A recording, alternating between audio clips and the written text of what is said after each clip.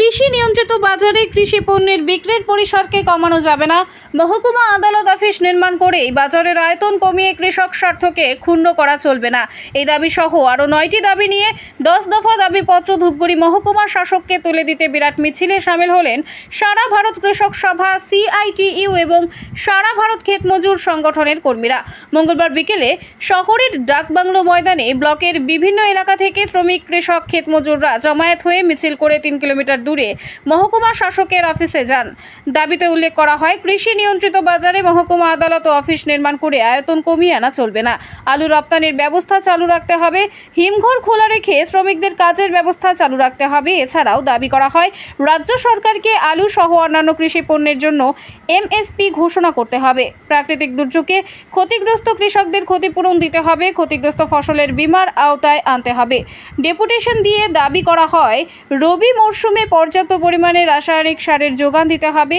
ভেজাল সার বিক্রি বন্ধের ব্যবস্থা। এবছর সারের দাম অতিরিক্ত নেওয়া চলবে না।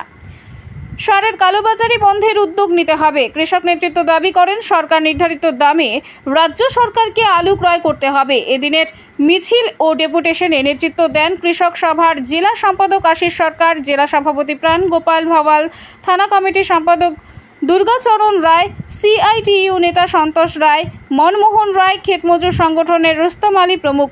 গণতান্ত্রিক আন্দোলনের নেত্রী প্রাক্তন বিধায়ক মমতা রায় উপস্থিত ছিলেন। শিলিগুড়ির সুবিখ্যাত গ্যাস্ট্রোন্ট্রোলজিস্ট ডাক্তার আকাশ জয়সওয়াল এখন ধূপগুড়ি বুলটি ফার্মাসির চেম্বারে। গ্যাসের সমস্যা, লিভারের সমস্যা, পেটে ব্যথা, অম্বল, জন্ডিস, অর্শ, গ্যাস্ট্রিক আলসার, বুকে জ্বলা, পায়খানার সমস্যা, দীর্ঘদিনের পুরনো আমাশা, হজমের সমস্যা, কোষ্ঠকাঠিন্য, ক্লোরেক্টাল ক্যান্সার, ফিস্চুলা ইত্যাদি সমস্যায় কি ভুগছেন?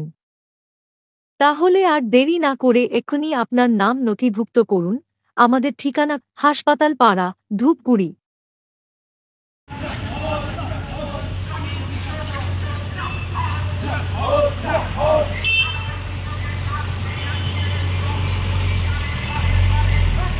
Job,